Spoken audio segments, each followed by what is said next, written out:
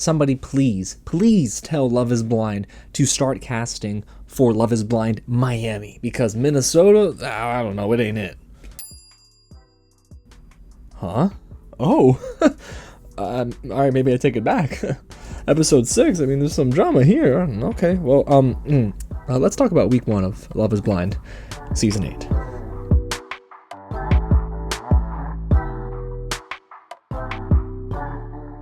What's going on, you guys? James here with another real recap and review of, yes, Love is Blind Season 8, Minnesota. Boy, Minnesota's not one of the areas that I thought Love is Blind would actually venture into, but here we are, y'all, and I'm so excited to tell y'all about my thoughts on episodes 1 through 6, which include a lot of up and downs, but then there's some drama towards the end that we definitely have to dive into. But before we get into it, if it is your first time here at the channel and you love is Blind like I do, hit the big red button below, subscribe to the channel, tap on that bell so you don't miss out on my weekly recap and reviews, because yes, next week, the week after, and the week after that, all the way through season 8, even with the reunion, you'll be getting my thoughts right here on the channel. So get subscribed and let me know in the comments below what you think of episodes 1 through 6. Which episode was your favorite, which couple is your favorite, and which one is not. I've got my thoughts. Now, if you're new to Love is Blind, let's talk a little bit about it. Love is Blind is back for an 8th season, you guys, following a new set of singles from Minnesota. They're all ready, of course, to cut through the static of modern dating. I'm going to stop reading from this thing. And let me just tell you straight up, they go to the pods, they fall in love either sight unseen or not, and then maybe some make it after that. But this is a very unconventional dating show, as you know. I'm not going to tell you much more than that, but we're going to start off, as we always do, with my spoiler-free thoughts, because you guys, week 1 has its moments and it also doesn't. Now, I can't lie to you and tell you this is the most dramatic week in Love is Blind history, because it's not. Week 1 is very back and forth, and that's kind of how I felt about the first 6 episodes of this season. It didn't feel like, at least at first, there was a lot gripping me. I mean, by episode 4, I started seeing them plant the seeds, and then by episode 6, I actually had a jaw-dropping moment. But other than that, it felt like these 6 episodes were sort of par the course, but not in a good way. And again, I would encourage all fans to at least stick around until episode 5 even, because that's when the season begins ramping up in intensity. However, the production doesn't do this season many favors at all. The production this season was super sloppy. I mean, we're talking editing, the way they frame shots, the music, the music, goodness gracious. But it's not awful this season somehow.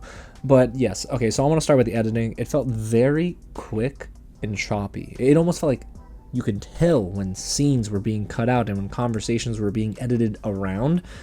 And I'm like, well, what are they leaving on the cutting room floor? Is it really that uninteresting, or are the producers trying to just speed through the pods, even though we're still in the pods by the end of episode 6?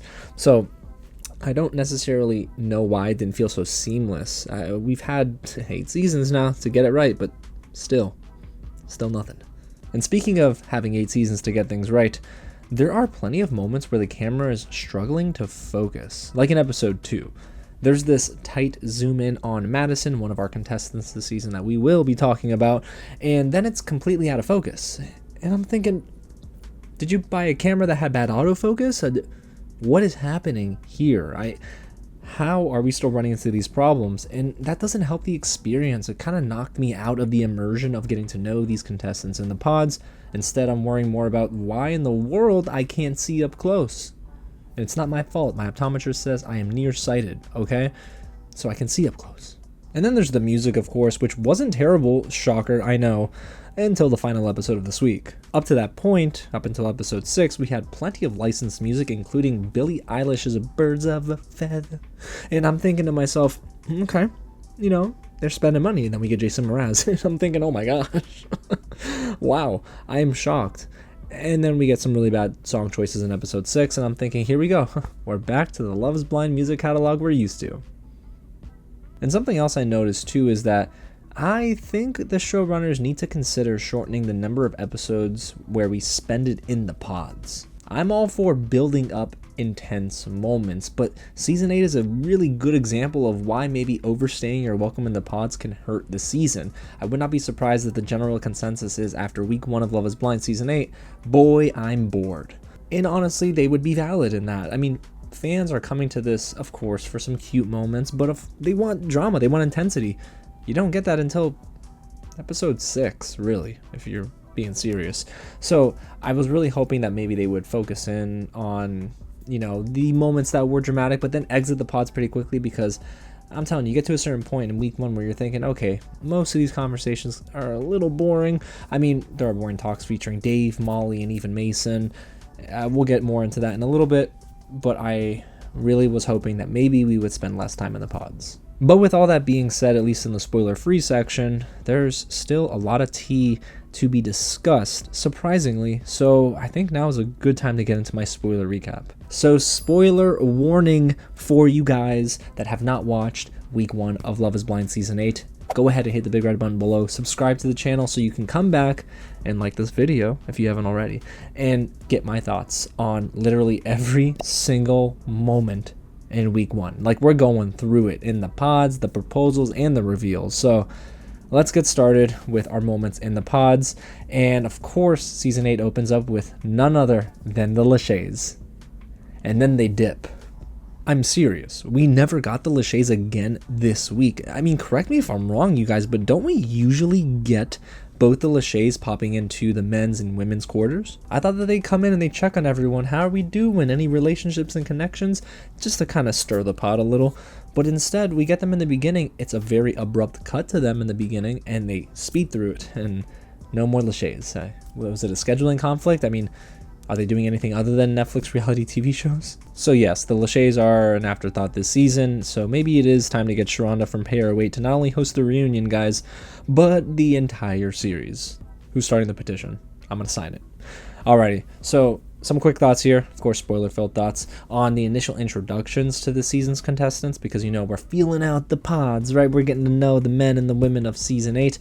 So once the pods opened, the editing was, again, very swift, and it felt like we were missing something. I thought, were we supposed to have a scene here? It's not my screener copy, so what's up?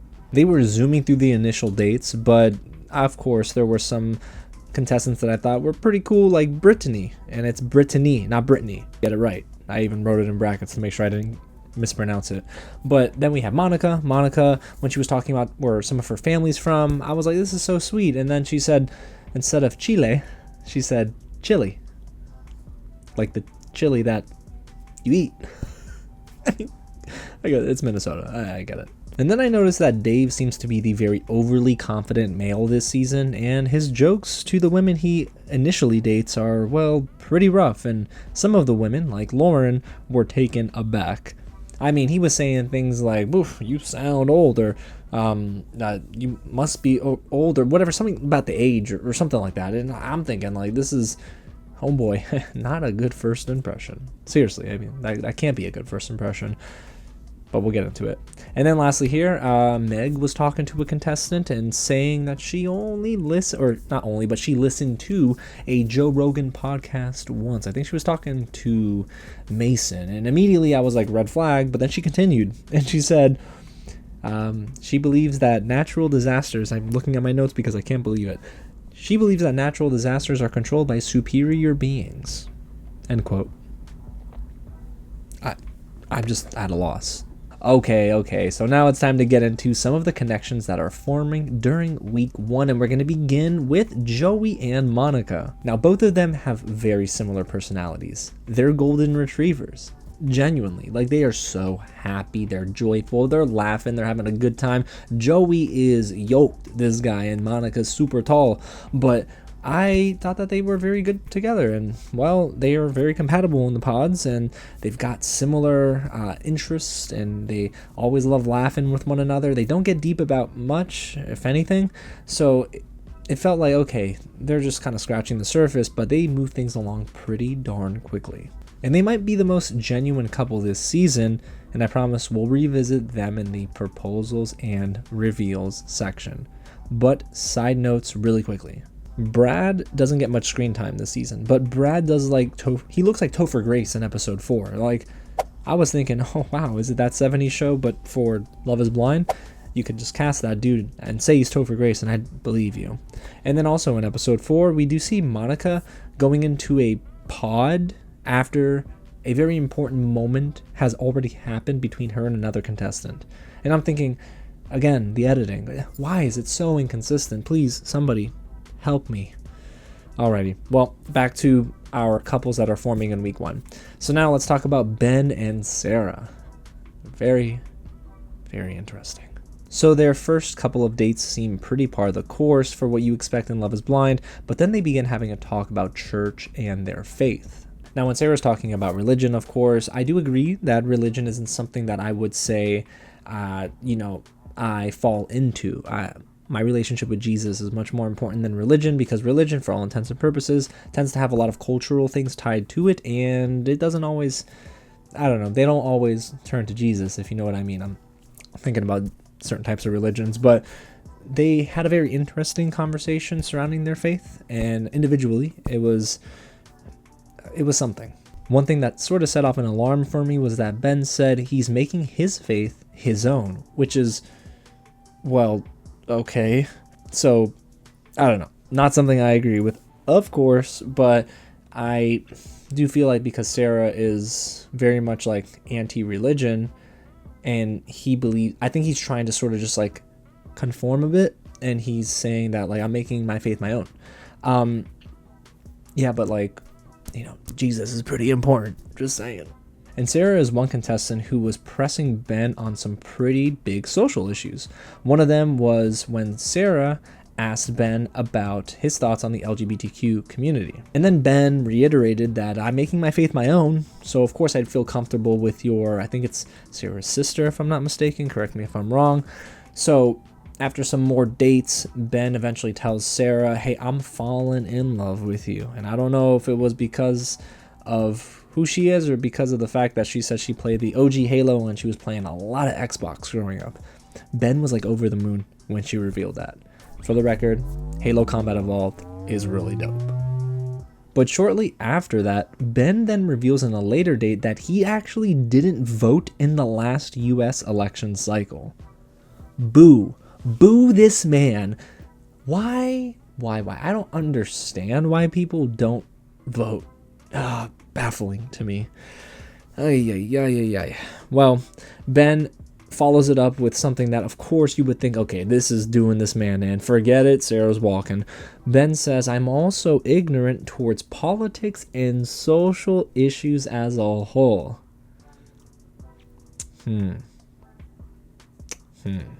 So, of course, this makes Sara sort of question where Ben stands and if he can actually be the partner for her that will be with her in the trenches. But Ben feels great, on the other hand, and goes and tells the guys in the men's quarter, hey, I've got a girlfriend.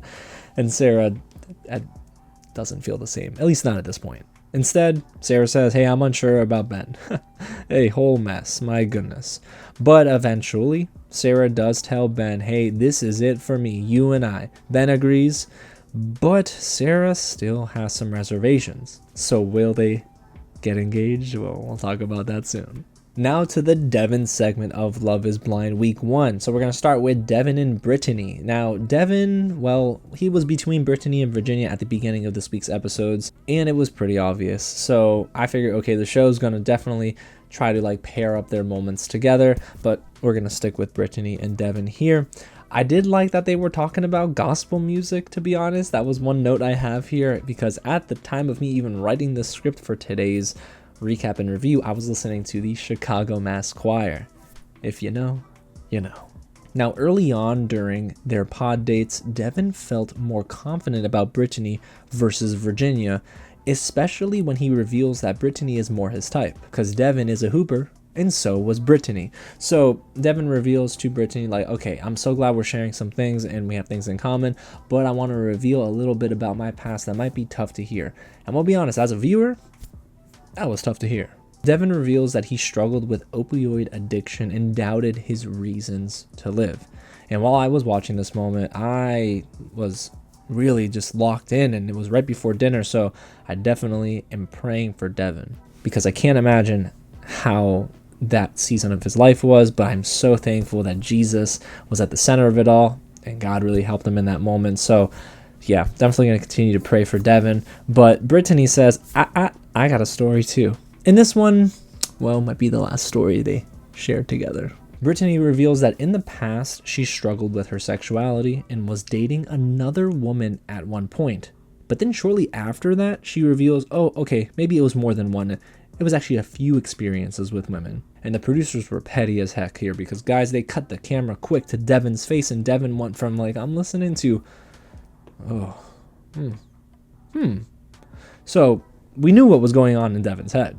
Devin asks if Brittany has any more interest in women, and she said, well, people are beautiful altogether. And ladies and gentlemen, this is how you give a non-answer that is an answer, because not only did she not say, no, I'm not interested in women anymore, I'm here to find the man of my dreams. Instead, it is, well, non-committal. Yeah, people are beautiful. That's an answer, even though it's presented as a non-answer. So Devin says, listen, this doesn't change how I feel for you as a person, but he also tells Brittany he needs time to think about it. So when we cut back to the men's quarters, we see Devin, of course, chatting with the guys, but props to Devin for not revealing this story that Brittany shared with him to the other guys. That's pretty good, because I'm gonna be honest, that would be very gossipy, and I would have not respected Devin for it, but on the contrary, he comes in and he says, yeah, I've got some things to think about with Brittany. That's pretty fair. So once they get back in the pods together, Brittany tells Devin, okay, listen, maybe we aren't each other's person because I didn't like how you really responded to my story. But she says she understands why he responded that way. Devin does agree with her, okay, maybe we're not right for each other. So it was the first on-camera breakup of the season, and it happens in episode 5. So it goes back to what I was saying. They spent a lot of time in the pods in week 1. Alrighty, let's move on to Devin and Virginia. Devin, like I said, a hooper. Virginia, I think she cheered for an NBA team. I think it was that, but she was definitely in cheerleading, which is a sport, so don't come at me. But after a string of dates, Virginia eventually tells Devin, listen, I can envision being married to you and you being the father to my children. And I'm thinking, wow, oh my gosh, that happened fast. And Devin, you would think, would say, oh my gosh, heck yeah, I'm on board. But instead says, yo, I think you're still holding something back, Virginia. And lo and behold, Virginia kind of does seem that she's having some sort of reservations, or she's not really all the way forthcoming with Devin. It does seem like it's still a little too much on the surface level between them. So Devin then again shares his testimony with not only Brittany, but Virginia in this moment. And I'm sure, again, it couldn't have been easier for him. But after that, well, Devin and Virginia come back together and say, we're official. And you know what? I kind of saw this coming. Won't lie to you guys. But Devin and Virginia then give each other sentimental gifts. And you can tell they're boyfriend, girlfriend at this point. It was really sweet. But guys, that wasn't the only gift-giving sequence in week 1. Whoever the gift wrapping company or gift box company was for this season, you made a ton of money because there's a lot of gifts being exchanged this season. Alrighty, so we'll get back to those two in a bit, but now we gotta talk about the next connection, and that is Daniel and Taylor. Now, Daniel and Taylor right off the bat are vibing. Of course, Taylor says the meme to Daniel, that damn Daniel, that meme? It's with the white vans or whatever. So like early 2000s. But in episode 2, the unexpected happens to Taylor. She loses her voice. And when I say loses, I mean that thing was far in the forest where no eye can see, because my goodness, it sounded rough for her. And I was thinking the whole time, producers, get her a lozenge, or better yet, a medicine ball tea from Starbucks. It's very good. But the connection train continues to roll, and Daniel reveals, hey, my favorite fast food is Chick-fil-A. And I feel seen, okay? A signature member over here, 2 years running. Should I feel proud about that? My accountant doesn't think so. But eventually, by episode 3, Taylor's voice is back, hallelujah, because I felt so bad for her. But there was a sweet moment they shared shortly after. I like when Daniel said something like, oh, that's really dumb, I shouldn't have said that, or, oh man, that's so dumb, always like playing himself down. Taylor reaffirms him and says, that's not dumb, Daniel. It's not. And I thought, oh, it's very nice. I mean, I can relate. I'm very blessed on my side too to have that, and to see Taylor do that to Daniel. I'm thinking, is this my first couple number 1 of the season? And honestly, by this point in episode 4, I really like Daniel and Taylor together. Until they mentioned they both like Hawaiian pizza. Ugh, gross. Pineapple on pizza? Ham? Okay, fine. Pineapple is sacrilege, okay? I said that and all of my family in Italy literally just groaned out loud. Terrible. No, but all jokes aside, you guys, they continue to have sweet moments, and Daniel eventually reads a letter that he wrote to Taylor. And let me tell you, we knew they were in love, but they finally tell each other, I love you. And it's in this moment where the Jason Mraz song starts playing, you know, I'm yours. Like, you know, it's a good song, okay? It's a great song. But I'm thinking, my gosh, they got licensing money this year.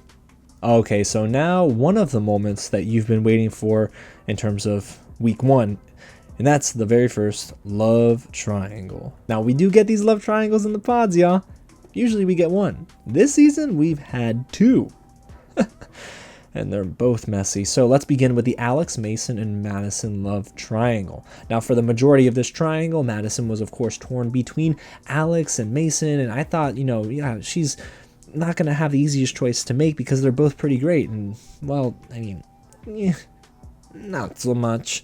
But let's begin with the first component of this love triangle, and that is Mason and Madison. They both seem to be clicking a whole lot at the beginning of this week of episodes, and Madison and Mason clearly have that physical tension together, even though it's gross sometimes. And I mean really gross, like when they start talking about pies.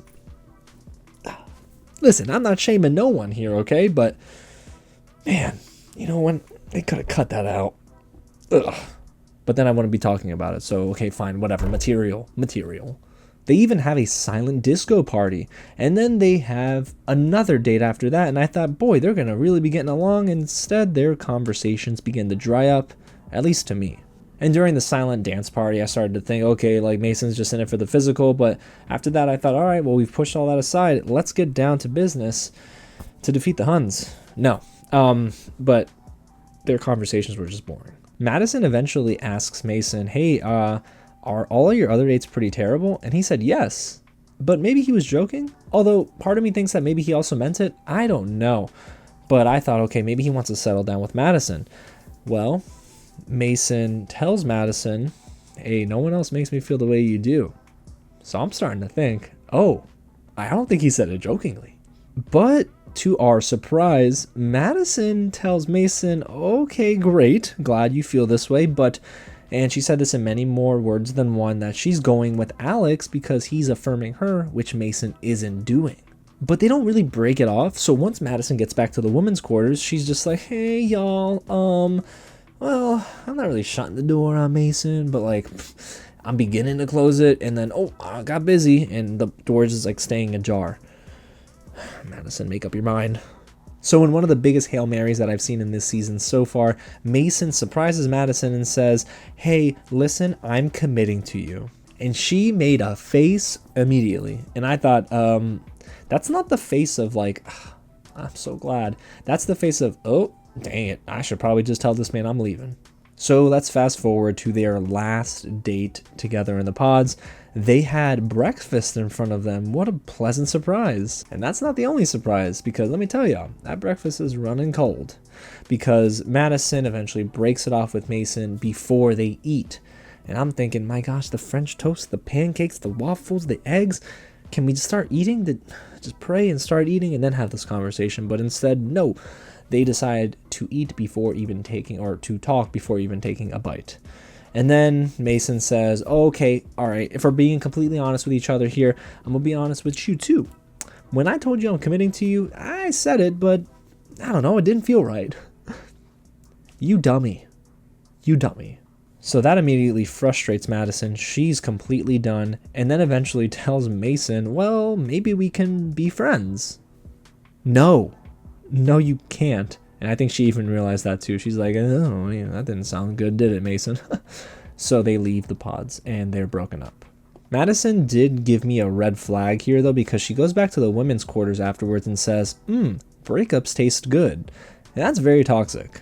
I'm sorry. Like, I don't know. Maybe that's for the TV, of it all. But no. To me, it's a red flag, but it also shows me that, oh, maybe Madison's the problem too. Madison then reveals to the girls, including Meg, who Mason's also seeing at this time, that, hey, I told Mason that his indecisiveness might have caused him to lose both things, meaning her and Meg. And Meg is like, why would you say that, Madison? Are you not a girl's girl? And she's not. So after that, we go to the men's quarters. We see Mason walk in, and then Alex immediately hugs him and then asks a stupid question. God forgive me, stupid question, and says, are you feeling all right? Listen, homie, do I gotta get you some glasses so you can read the room? Okay, so let's now see if Madison has any better luck with Alex. So Alex and Madison had their first deep emotional conversation towards the beginning of the season, and it ended up being the very first emotional conversation that we saw between two contestants. And they continue this trend because they shortly afterwards have another deep conversation, but Alex and Madison start talking about their attachment types, and Alex is scared after Madison reveals that her attachment type is avoidant and his is anxious. I mean, for him to be very concerned, okay, valid in a way, but like, she's not leaving you, she's still there, homie. So to sort of smooth things over, Madison gave Alex her Bearlian stuffed animal. It's like a bear and an alien named Bearlian. Oh, clever. It was a sweet gesture, though, I'm not gonna lie, especially after Madison said how much she valued it, and they just got out of a really weird conversation, and Alex recognizes it because he apologizes for coming off pretty strong about the attachment personality styles, so they seem to be moving past this. And to top this moment off, we get a dramatic slow zoom on Bearlian. Producers, be so for real right now. Alright, let's continue. Alex eventually tells Madison that it's only her and him in his mind, and Madison reaffirms him and says, same. So of course at that point we knew Mason was long gone. But then they get into their past again, and Madison seems like she still has a lot of trauma to sort through. I also get the sense that Alex isn't sure about Madison after this story as well. I don't know, maybe that's me reading into things, but I looked at his body language and I'm like, this doesn't feel like somebody who's going to be receptive and willing to sort of work through past trauma with Madison. Something just seemed off. But hey, their connection keeps rolling on because Madison tells Alex, yo, my other connection is just a friend. And she says, Alex, all I want is you. So of course Alex is like, heck yeah. And they're both boyfriend and girlfriend, but not for long. No, that thing lasted like a New York minute. Okay, that was not long. During what ended up being their final date, Alex tells Madison, okay, I need to be honest, I am actually still concerned about your avoidance trait. And Alex makes it worse for himself here because he continues to reiterate to Madison, yeah, and I learned about the whole thing with Mason, but I understand Mason. I understand him a lot. Listen, I understand him. Seriously, he said this a lot, guys. Madison continues to disagree with Alex and eventually just gets straight up upset with him because, hey, homie, aren't you supposed to side with your girlfriend here? Listen, if Madison was like popping off, okay, you can call her out that behavior privately, right? But in this instance, yeah, Mason sort of played with Madison's heart a little bit, so maybe Alex should have just been like, you know what, it's my girl, I'll ride for her. But instead, he just keeps going back and forth, and he's like, I know you don't want to talk about this, Madison, but I do agree with Mason to an extent. It doesn't help his case. And eventually Alex realizes, okay, guys, it ain't gonna work. So he believes, and he tells this to Madison, that they're not at any point to get engaged. So they end up walking away from each other, and that's that. So all of that nonsense, all of that hullabaloo, for what? For nothing, okay? You get no result. And I'm thinking, Madison, she had some toxic personality traits, but Alex, come on, homie. It sounds like you started jumping in the deep end, and once you got in, you realized, I don't like this water named Madison that much at all. So he strung her along a little bit long, I think, and eventually realized, I can't get past this. But the question is, where is Bearlian? It's probably with Madison, right? Alrighty, you guys, so now let's move on to Mason and Meg. That's right, Mason is back. So they both begin bonding initially over their favorite movies. And that makes sense because Mason is a cinematographer. On what? I don't know. I would like to find out though.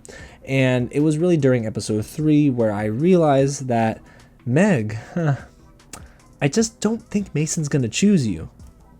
And I guess I was right. But let's continue. So they continue dating in the pods, but it does get to a point where Mason is more about their physical attraction than anything, and Meg is sort of buying into it. You know, Mason keeps asking like, what's been your like favorite Halloween costume?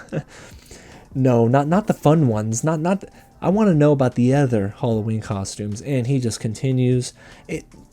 This man is thirsty. Get him some water. But Meg, I'll be honest, at this point, if you didn't realize it, Mason's not here for your heart. But Meg feels confident that he is because she consistently says things in the women's quarters like, guys, we're all leaving engaged.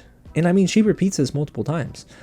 And honestly, I'm pretty sure, Meg, like, just be realistic here. That's not gonna happen. It's Love is Blind. Have you guys not seen seasons 1 through 7? Anyways, moving on. Mason then proves that, yeah, he's struggling to save his time here on the show after being dumped by Madison. So he throws yet another Hail Mary. This boy's like the Jameis Winston of throwing heaves in Love is Blind. So what happens is, boy, how do I even say this? Mason tells Meg, I put a number 10 next to your name on our first date, and you were like the first 10, so you've always been my number 1. Boy, you a lie. And in a shocking turn of events, Meg actually doesn't believe Mason because she reveals, look, I don't know if you're telling me this not only because Madison walked away from you. So Meg ends it with Mason, not Mason ending it with Meg. And I thought, oh, okay, women taking back their power here in this season, right? So Meg then can't leave without just leaving. She has to say like, oh, I'm gonna miss this place so much. This is like my home. I could stay here forever. If your home is the pods and Love is Blind, I'll just be praying for you. Alrighty guys, time for love triangle numero dos with Dave, Lauren, and Molly. Now, it is in episode 1 where we start to get the drama revealed from this triangle. Like, the producers immediately hone in on these 3 contestants, and in the women's quarters, Molly tells Lauren that, hey, my top is Dave. And it's an immediate yikes for me because at that point, of course, Molly doesn't know that Lauren's number 1 is also Dave, and that's where the triangle begins. So let's start with Dave and Lauren's connection. And they both, right out the gates, really like each other. And I was kind of shocked. And I was shocked because Dave made the really rough joke towards Lauren, you know, the one we talked about in the spoiler-free recap that you watched. And early on, it just felt like, you know, okay, they're still feeling each other out. But Lauren was definitely more, I guess she was higher on Dave than he was on her at first. Because Dave did feel disconnected from Lauren in their conversations. However, during one of their later dates, Lauren tells Dave, hey, right now you need to tell me if Molly is your number 1 because after so many dates and after so many conversations in the women's quarters, she couldn't handle it. So yes, of course, drama, finally. But at one point, I really didn't see Lauren and Dave working out, but also Dave and Molly. So I don't know, is this all for nothing, you know? But Dave does reveal to Lauren, hey, I never told Molly that she was my number 1.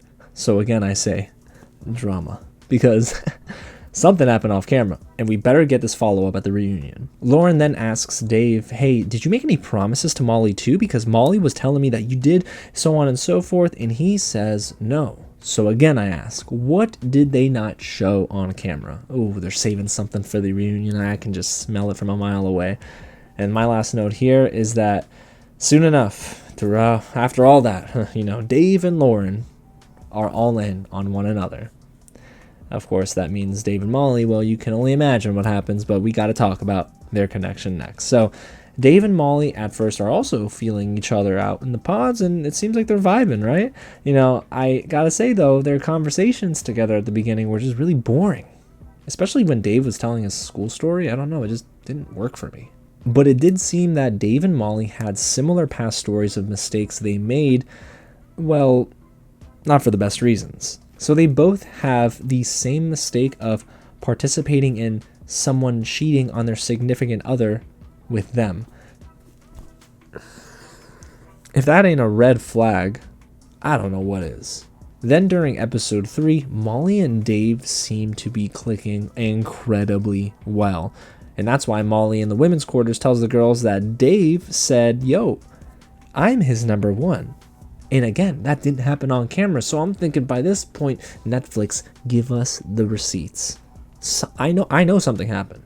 So it does seem like we have a snake in our midst, possibly. We might, especially in Minnesota. I mean, those are rare to come by. Okay, moving on. Molly eventually begins to play towards this one thing that the producers are loving and having a field day with. It's her saying, yeah. Listen, if I didn't know any better, I would think her favorite rock band is the Yeah Yeah Yeahs, because mamma mia. So eventually they begin to have even more conversations in the pods, and I don't know, something feels off. And then we get this bombshell by Dave. Dave tells Molly, listen, I think I need to see it through with my other connection. Oh boy. I mean, he wasn't shy in saying it, but Molly is almost like telling him to make a decision, and Dave is like, didn't I already make that decision? Didn't I already say I need to see another connection through? Molly, girl, he's walking away. So Molly's not happy because one of the last things she says to Dave is, see ya. And I'm thinking, oh, what is this, the Fast and the Furious? If you know the scene I'm talking about at Race Wars, then you please tell me in the comments, because it's a great reference. I'm sorry, I'm patting myself on the back for that one. So Molly speaks with Lauren in the women's quarters at the end of it all and says, hey, I do regret telling everyone when you were in the room that Dave is my number one. I don't want any bad blood between us, but also Dave made me promises. So she's being snakish, for sure. Okay, you guys, so we finally come to the part of my recap and review where we get to talk about proposals and reveals. I'm so excited. And that didn't really sound as dramatic, by the way, as of a lead up, because it's Minnesota. It hasn't been dramatic so far, as much as I thought I wanted it to be. Alrighty, so super quick side note here. Most of the proposals begin getting going in episode 5. So it's almost like the show was like finally remembering, oh my gosh, we have to like progress. Again, it just took too long. And another thing, why do the guys in the men's quarters they don't do a good job at hyping up each other after the engagements? Like, come on, just do something fun and celebratory. Instead, it's like 4 or 5 guys that are like in the living room, and the guy comes in and says, oh yeah, I'm engaged. And the guys are like, man, great. Oh, cool. Dap. And that's it. Back to pool. I'm like, oh, come on. So let's talk about the very first proposal and reveal, and it is Joey and Monica. If you didn't guess that at the beginning of this recap, I'm sorry. I was trying to spell it out for you. But Joey, when he got down on his knee in the pods, what he said to Monica was, I don't know, bro, come on. He said, would you get engaged with me?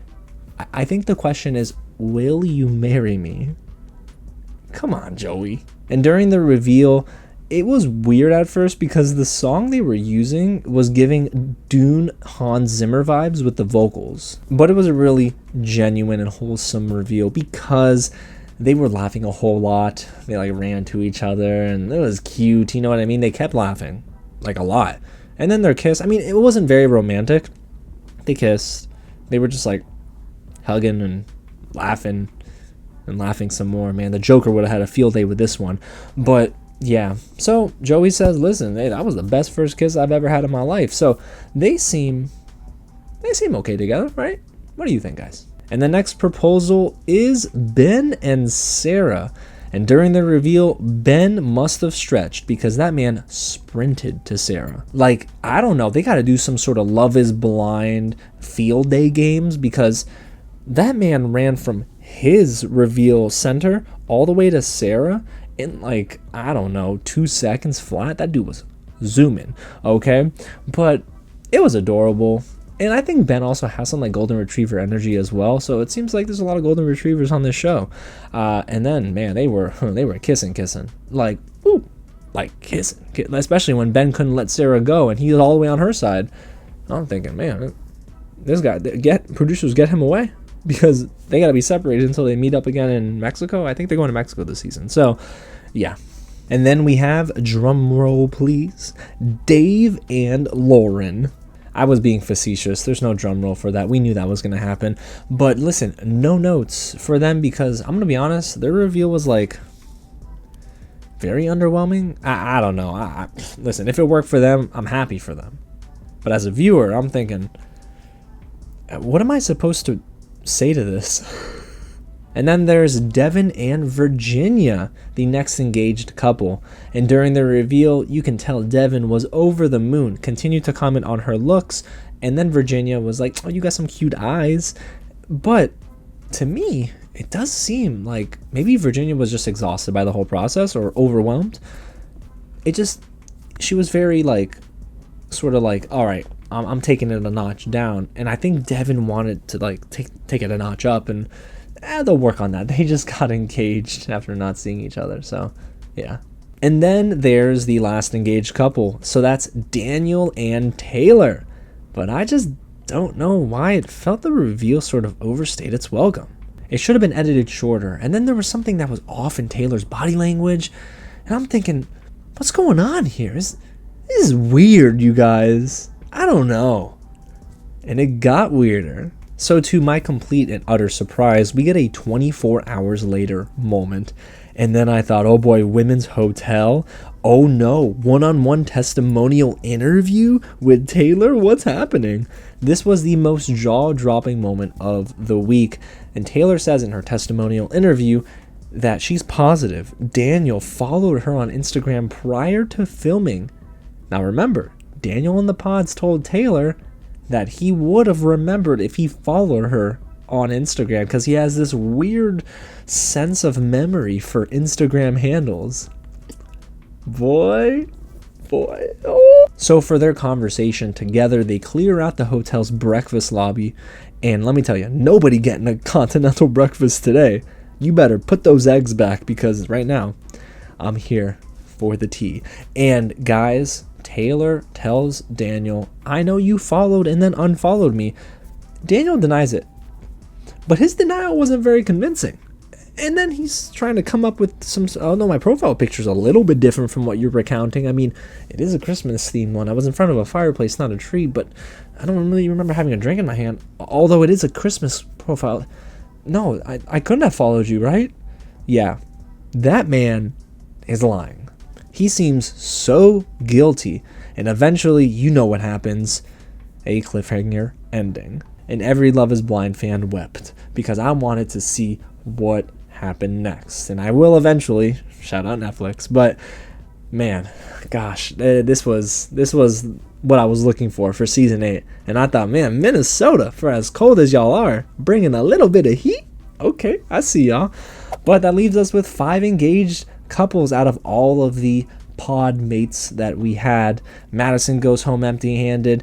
Alex, Mason, oh my gosh, yeah, I did not expect any of that, y'all. But here we are. Even Molly, I thought Molly would stick around somehow. But man, yeah, now we got to figure out what happens with Daniel and Taylor next week. So y'all, if you don't want to miss it, hit the big red button below, subscribe to the channel, like this video, and get loud in the comments below and let me know, do you think Daniel's lying? Because I do. And that's a wrap on my week 1 recap and review for Love is Blind Season 8 Minnesota. Oh man, the only thing that I honestly like about Minnesota is Anthony Edwards on the Timberwolves. He's so good. Thank you so much for watching. God bless y'all, and I'll catch you at the next screening.